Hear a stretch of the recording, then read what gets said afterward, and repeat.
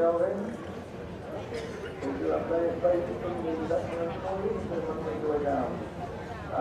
conclusion of this class 183, we'll be doing the championship for the...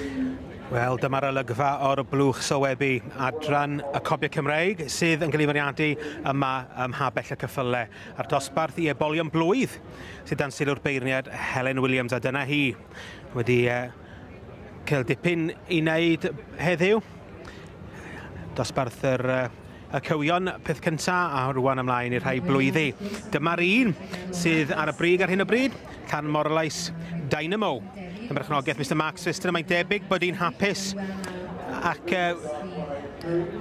mae wedi rhoi cyfarwyddyd i'r stiward bod hi'n hapus gyda'r penderfyniad ag Arwyn Jones sy'n cadw cwmni fan hyn yr Ebol ma oedden ni'n licio mawr iawn. O ie, licio hwn den. Gwylod neis gyda troi deg yn o asgwr neis. A di Helen ddim wedi symud, dim byd wedi rhoi ni llel. Heddiw mae wedi gadael popeth a mae wedi tynnu yn y mewn. Felly Jack Bowman yn dangos ar ran Mark Swister a Can Morlais Dynamo yn ennill y dosbarth yma i Ebol Blwydd yn adran y Cobiau Cymreig.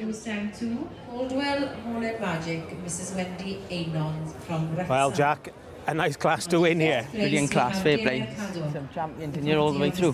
So, and this is Mark Swister's Colt. You've been showing him all season? Yeah, all season, yeah. He's won, well, I think the only time he's lost was the Royal Welsh.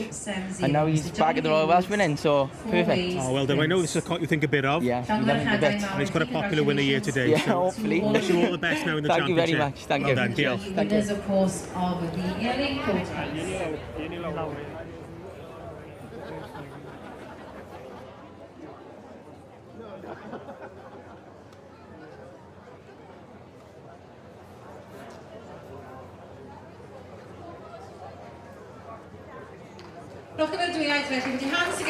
Can Morlais Dynamo, yr Ebol Blwydd yn adran y Cobiau Cymreig yn ennill y dosbarth yma. Jack Bowerman sydd yn dangos ar rhan Mr Mark Swister o'r gwyr.